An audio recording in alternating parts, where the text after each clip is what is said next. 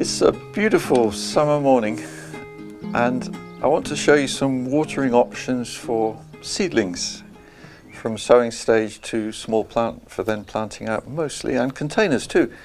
So this is my propagating bench, which even in summer is full. We're raising plants all year round to keep the garden full, planting out as crops finish. So there's seedlings always at different stages of growth and they need different amounts of water. So generally when you've got a full tray like these lettuce, which are only 20 days old actually from sowing, they need more water than these recently sown and pricked out flower and coriander and dill seedlings. So you just need to bear that in mind when you're watering. And then how often you do it depends on the weather. So at the moment it's really warm, unusually for us, and I'm watering twice a day, whereas normally I water once a day, and I find it works best to water in the morning. So that means that there's all the water has evaporated by evening. In our climate that's an advantage because then you get less mildew, less slugs for example. But if you're in a hot climate, I can see the sense of watering in the evening maybe as well as watering in the morning. So you need to kind of work that out according to where you are. There's a lot about watering that's, I think, not always properly worked out. Like I've seen it's often recommended that when you're watering seedlings you turn the rows upside down so the water comes out like that. And the reason I see given is that then the force of water is less powerful on the leaves, which doesn't risk damaging them. I find, however, two things. One is that leaves are actually pretty sturdy, and a little bit of water force on them as it falls is good because that toughens them up for real life out there, and you get a stronger seedling. Likewise, actually, just doing that over your seedlings helps them too. It just strengthens their whatever it is in the leaf that makes them sturdy. And then the other thing about watering with the rows downwards is that you get a more precise application of water.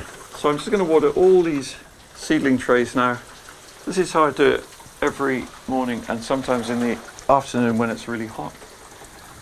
And you can see that because the rose is actually a fine rose, that is important. You want a fine rose that is giving lots of small little sprays of water, and that certainly wasn't hurting the plants. And then where I've got a couple of trays like this of these French beans that we're planting out probably tomorrow, so they're at their final stage of growing in the tray, they are using a lot of water. So I'll just give them a second little water to make sure that those little modules have enough moisture.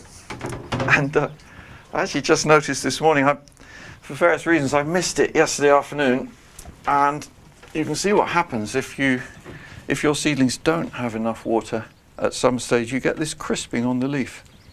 So this is caused by a moisture stress in the hot sun yesterday afternoon, and although it's not brilliant, it's nothing that's going to long-term damage the plant. It's the way the plant responds to not having enough moisture at the roots. It'll just sacrifice a small amount of leaf. So you quite often can see that on, say, vigorously growing tomatoes and cucumbers as well, French beans outside, moisture demanding plants that just hit a moment in the day when there's not enough moisture for them, and that's their method of getting around it. And with containers, with these module trays, actually I should have mentioned that, I've got nothing underneath except the wooden bench. You can see incidentally that's not wet even after the watering, so these containers are not saturated. They're feeling heavy. That's a very good way of checking moisture content, is to lift your trays, and if they feel reasonably heavy then that's good. You don't actually want them to be totally saturated the whole time. It's better that, roots need some air, so it's the same for containers, and lifting them, that one feels pretty heavy and that one feels a bit less heavy, even though I've got a saucer underneath. A saucer obviously is a good way of trapping the water before it all runs away for longer term, not having to water so much.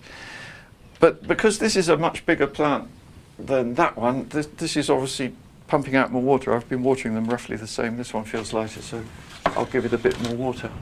And then here, there is a lovely tomato plant, which I watered to pretty much capacity yesterday morning, and there was water sitting in the saucer, and it was feeling really heavy. And now I'm noticing it's already in one day feeling quite light. So, most of the water that the compost in this pot can hold was used by this plant in one day, just because out of this relatively small container for the size of plant, there's a limited amount of water can be stored in there. So that's where, in terms of watering, it's good to look at how much compost you can give to a big plant like this, and why ultimately they're better in a big pot. It's always better to start plants in a smaller pot, because what you don't want is small plants surrounded by masses of water in soggy compost in a big pot. So you could still, at this stage of life, tap this one out and put it into a bigger container if you wanted to do that. Otherwise, you just need to keep on top of the watering. And this, by the way, is a variety called Maskotka, which is a fantastic bush tomato. So no pruning needed at any stage. It just shoots out in all directions, and you can pick fruit off it as and when. And yeah, I hope that's helped you to see some options and work it out and adapt your watering to the weather and to where you are climate-wise.